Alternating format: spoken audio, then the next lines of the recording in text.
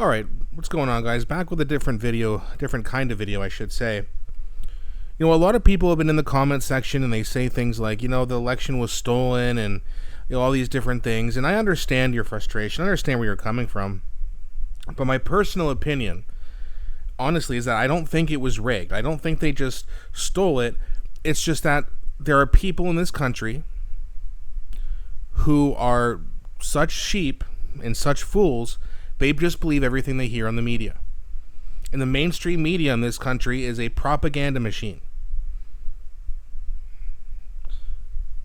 And when you have something like that, where they're just constantly feeding and glazing over Mark Carney, they convince a lot of people, especially in my neck of the woods out in Canada, right? If you're in rural Alberta, I understand why you might think that way, because you look around and you see nothing but conservatives.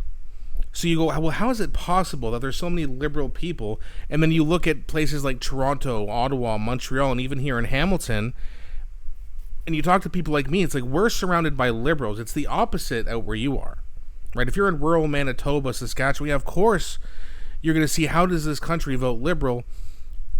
But when you come to these major cities, you see why. Most of rural Ontario went blue. So it's not even just Ontario. It's not BC. It's Vancouver, it's Montreal, it's Toronto, and Ottawa. If the Conservatives even just split those cities, you'd see a massive majority for Pierre Poilievre. And these sheep who live in these big cities believe everything they hear. And again, of course, there's some people who vote Conservative in Ottawa, Toronto, Montreal, Vancouver. But a vast majority are liberal. And the reason they are so liberal is because they are easily indoctrinated and manipulated. And when the CBC and the CTV just pump out nonstop propaganda, glazing over Mark Carney, telling you this and that, I know he's a good guy, he's a banker, he's great with money, yada, yada, yada, they just default believe it. And this is the hard truth about Canadian media. It's propaganda. It's not news. They just tell you what they want you to hear. Pierre Poilievre campaigned on the fact that he wanted to cut a bloated government and cut a lot of spending. So what did Bruce Fanjoy do, who's now the member of parliament from Carleton? He went around lying to people saying, oh, Pierre's going to fire you, Pierre's going to fire you, Pierre's going to fire you. If you were a person of color, oh, Pierre's going to deport you. And now what do we see? Major mainstream media companies are going to be laying off it's government workers, not media people, but 90,000 people in the government are going to lose their jobs soon. So when Fanjoy was going around lying, saying Pierre's going to cut your jobs, he's got a lot of explaining to do, because it was actually his party that did it, or is about to do it. And this is the hard truth. The election wasn't rigged, it was just manipulated. The mainstream media just did their part, not to mention the NDP crashing out and, people being fearful of Trump. Those things really hurt Pierre Poilievre. So I got something here from Blender News. It says liberals have spent 18 billion with a B tax dollars building their propaganda machine. They want to double CBC funding, billions spent on subsidizing journalists, so-called journalists, and 80% of media is captured. Subsidized media outlets are responsible for 90% of Canada's media consumption. So there it is right there, 90% of Canadians' media consumption. And that's got to stop. I can't even believe it's at 50% at this point. But again, these are the same people who thought that when they got vaccinated, they wouldn't get COVID, and then they wouldn't spread COVID, and then they immediately after got COVID. These are some of the most easily manipulated and brainwashed people you'll ever meet. In Eastern Canada specifically, in big cities, they're full of them.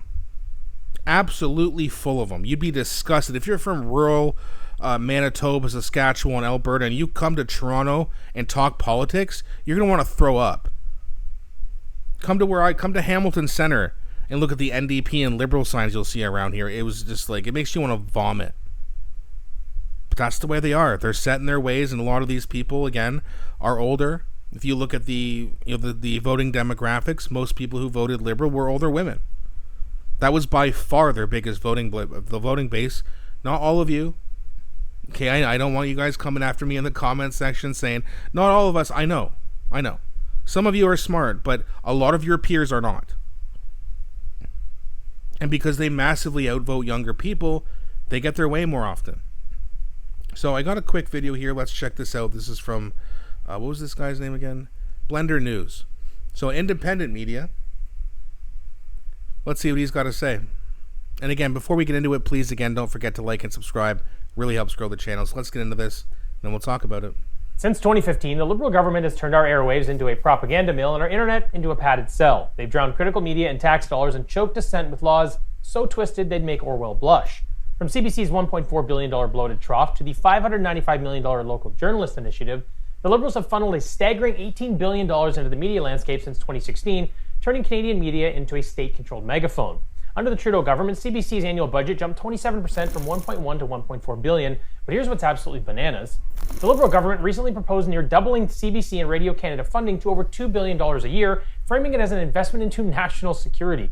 They said this will strengthen the public broadcaster's role in promoting national unity and providing reliable information to Canadians, which is an even harder pill to swallow when you find out that viewership has dropped 15% over the last 10 years. Unfortunately, CBC is just the appetizer. The Canada Media Fund has received $3.3 billion, or $366 million a year, which funds broadcast television, digital media, and the production of government-approved content. Journalism subsidies made up another $2 billion, $595 million of which went to the Local Journalism Initiative, which is another name for a journalism bailout. Various tax credits, subsidies, and paying journalist salaries made up the rest. This propped up as many as 1,000 newsrooms across the country, all of whom were surviving off the government's misuse of your tax dollars. Then we have the Canada Periodical Fund. This program subsidizes magazines and non-daily newspapers or periodicals, and this has cost Canadian taxpayers $700 million over the last 9 years. Of course, there was also the $600 million in emergency COVID funding, which covered wage subsidies and a general media top-up fund, because you got to keep your story straight when you're enforcing tyranny. And because that still wasn't enough, the Liberal government decided to pass Bill C-18, or the Online News Act, a $100 million per year shakedown of Google.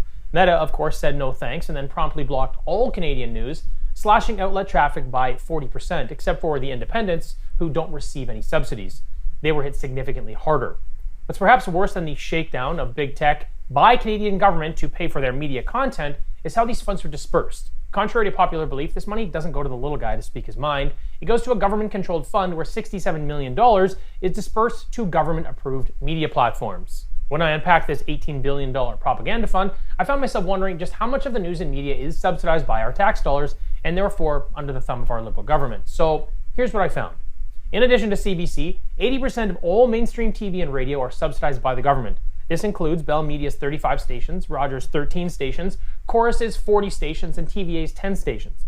However, I think it's important to note that CTV, Global, and City TV all fall under this umbrella. So much for balanced news in the mainstream media. 90% of all newspapers and digital news platforms are subsidized by the government. This includes Postmedia's 94 papers, most notably the National Post, Torstar's 70-plus dailies, including the Toronto Star, along with the Globe and Mail, and 70% of magazines and periodicals take annual subsidies. This includes publications like Reader's Digest, Maclean's, and Chatelaine. In other words, under the last 10 years of Liberal rule, $18 billion of your tax dollars have been used to capture 80 to 85% of all mainstream media platforms. In addition, they have also compromised 25% of the independent media channels. So they control the mainstream or the highway of information, and then through these various programs, they have started controlling the side streets where all the independent narratives live. But here's what I found most alarming. According to News Media Canada, this conglomerate of subsidized media outlets are responsible for 90% of Canada's media consumption, meaning government narratives dominate what Canadians see and hear. That's right. So I will leave you with this quote from Mark Twain to wrap things up. If you don't read the newspaper, you're uninformed. If you read the newspaper, you're misinformed.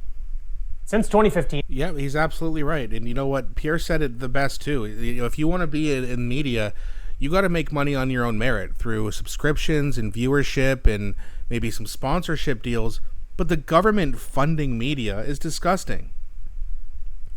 They're just going to let you hear what they want you to hear, not the truth. They did it during the pandemic. They did it during the last election.